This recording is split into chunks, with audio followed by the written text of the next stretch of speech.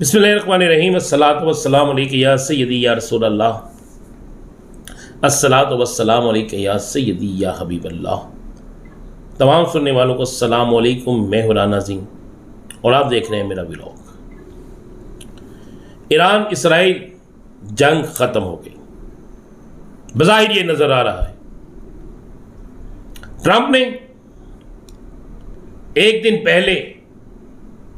اپنے ایک خطاب میں یہ بات کی، یعنی جلتے ہوئے میڈیا سے گفتگو کرتے ہوئے یہ کہا کہ میں اسرائیل اور ایران دونوں سے سخت ناراض ہوں، اور کہا کہ اگر اسرائیل نے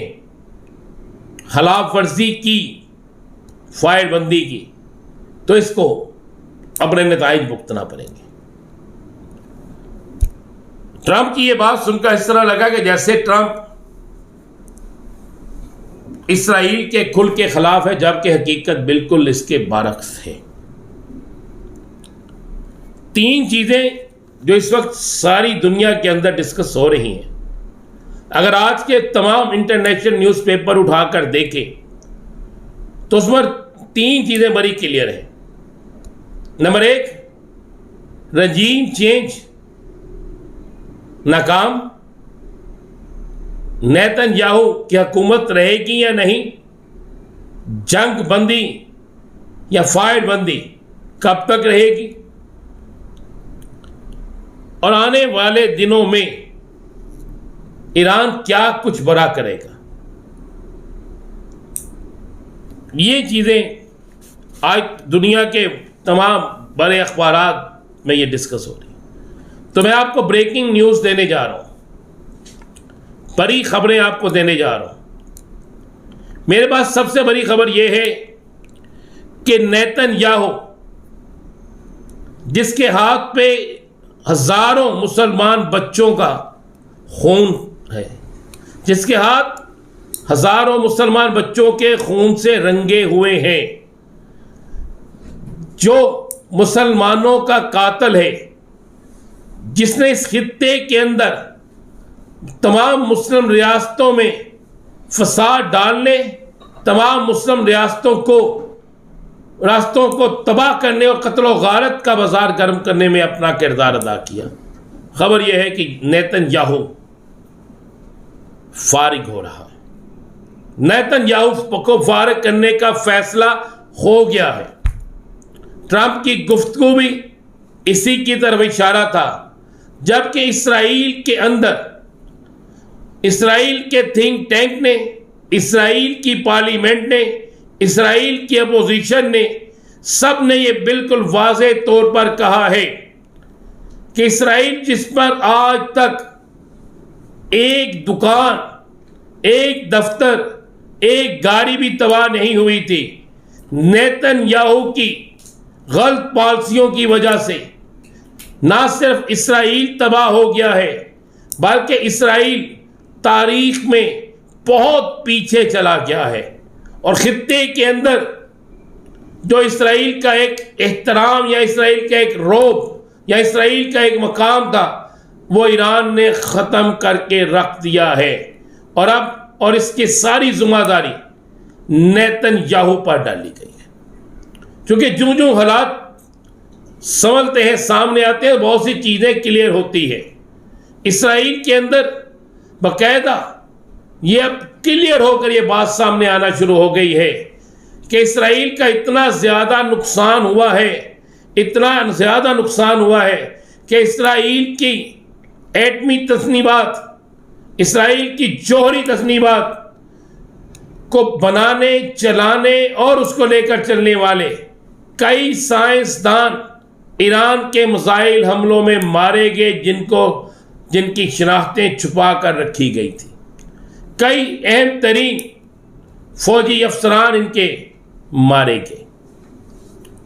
کئی اہم ترین عمارتیں تباہ ہو گئی، وہ بندرگاہیں جو ان کے لیے انتہائی اہم تھیں وہ تباہ ہو گئی، ایئر بیسز تباہ ہو گئی، اور اتنا زیادہ نقصان ہو گیا کہ اسرائیل، جس کے متعلق کہا جاتا تھا پوری دنیا کو قرض دیتا ہے، اسرائیل اس وقت خود مقروض ہونے کی پوزیشن میں آ چکا ہے۔ جس کے بعد نیتن یاہو کو فارغ کرنے کا فیصلہ ہو گیا ہے، اور آپ چند دن میں دیکھیں گے کہ نیتن یاہو کو فارغ کر دیا جائے گا۔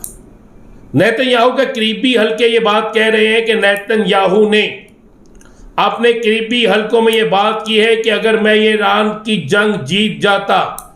اور امریکہ میرے اوپر سدا ہاتھ رکھتا تو میں اس خطے میں سب سے طاقتور ہوتا، لیکن میں اپنی حکومت ختم ہونے سے پہلے ایک آخری چانس ضرور لوں گا۔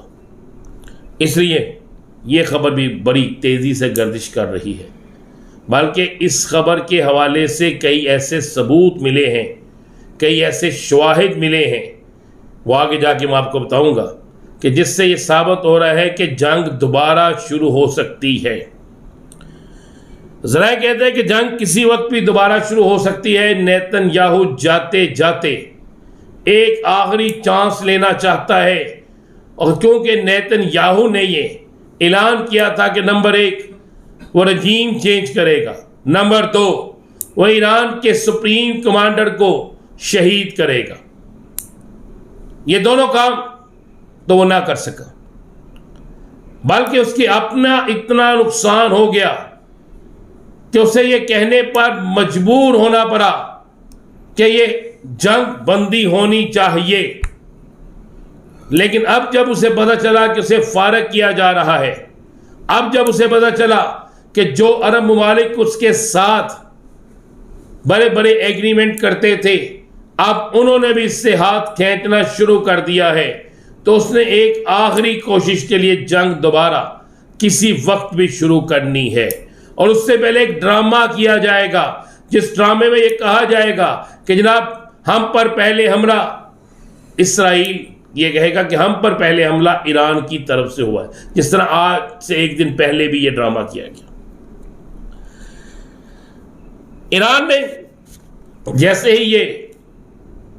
فائر بندی ہوئی ہے، اس کے بعد ایران نے جو سب سے بڑا کام کیا ہے، وہاں پر اپنے دیگر ممالک کی مدد سے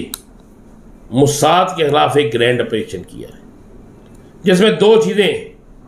بہت بڑی ان کے ہاتھ لگی ہیں۔ نمبر 1 تو موساد کے 200 ایجنٹ گرفتار ہو گئے، 200 ایجنٹ جنہیں سر عام پھانسی دی جائے گی۔ دوسرا، رجیم چینج کے لیے جو لوگ امریکہ اور اسرائیل کے رابطے میں تھے ان کو بھی گرفتار کر لیا گیا ہے۔ نمبر 3 جو سب سے بڑا وہاں پر ایک نیٹ ورک پکڑا گیا ہے، وہ ہے انڈین را اور موساد کا ایک ایسا گٹھ جوڑ، جس گٹھ جوڑ کے ذریعے باقاعدہ میں آپ کو بتا رہا ہوں ایک سسٹم کے اس گٹھ جوڑ کے ذریعے باقاعدہ یہ پلان تھا کہ ایران کے اندر ایک بڑی چینج لائی جائے، ایران کے اندر اتنی قتل و غارت کی جائے اور ایران اتنا کمزور ہو جائے کہ وہاں پر رجیم چینج کے ذریعے انڈیا، اسرائیل اور امریکہ نواز حکومت آ جائے، اور پھر انڈیا، اسرائیل یہ دونوں مل کر ایران کے ذریعے پاکستان کو ٹارگٹ کریں، اور پاکستان کو ٹارگٹ کرنے کے لیے ان کے پاس ایران سے اچھی جگہ کوئی نہیں تھی۔ اور اسی ساری سازش میں انہوں نے پہلا نشانہ ایک ایسی بندرگاہ کو جو پاکستان کے لیے انتہائی اہم ہے، اس بندرگاہ کو بنانا تھا۔ یہ باقاعدہ ایک بہت بڑا گٹھ جوڑ پکڑا گیا ہے، جس کے بعد بہت سی چیزیں پاکستان کی انٹیلیجنس سے بھی شیئر کی گئی ہیں، اور پکڑے جانے والے گٹھ جوڑ کے بعد اب انڈیا کے راستے، انڈیا کے لیے ایران کے دروازے مکمل طور پر بند ہو گئے۔ مزید کیا ہوگا بتائیں گے آپ کو اگلے ولاگ میں۔ اجازت دیجیے، اللہ حافظ۔